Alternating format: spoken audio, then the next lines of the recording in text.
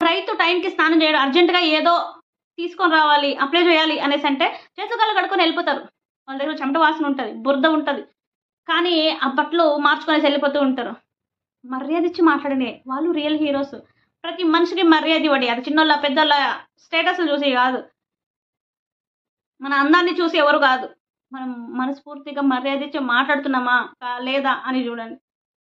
రైతుకి ఎవరైనా మర్యాద ఇస్తున్నారా? ఇస్తే నిజంగా దండం పెడతా వాళ్ళకందరికి.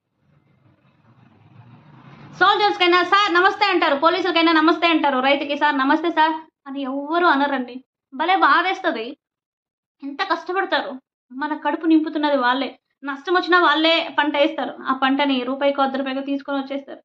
కానీ దాన్ని మనం తక్కువకే కావాలని కొనుక్కొని తింటూ ఉంటాం. అదే హోటల్స్‌లో, బ్రాండెడ్ మాల్స్‌లో అంతెందుకు సంతల్లో జూడండి. మనం బేరాలు ఆడతాం. రూ. 30 అర కేజీ అంట. అంత పెరిగిపోయిందా? కొంచెం తగ్గిచ్చియి అంటాం. నేను గూడా బేరం ఆడతా. కానీ మాల్స్‌లో సంతలో అయినా కొంచెం ఫ్రెష్‌గా ఉంటాయి. మాల్స్‌లో ఉంటాయి ఫ్రెష్‌గానే. దీనికి దానికి డిఫరెన్స్ జూస్తే అక్కడ రూ. 40 అర కిలో. ఇక్కడ రూ. 30 అర కిలో. అయినా మనం బేరం ఆడతాం. అక్కడ బేరం ఆడం. మన మైండ్ సెట్ అలా ఫిక్స్ అయిపోయింది. మాల్స్‌లో పెట్టేస్తే బ్రాండెడ్‌వి ఇవి అనేసి.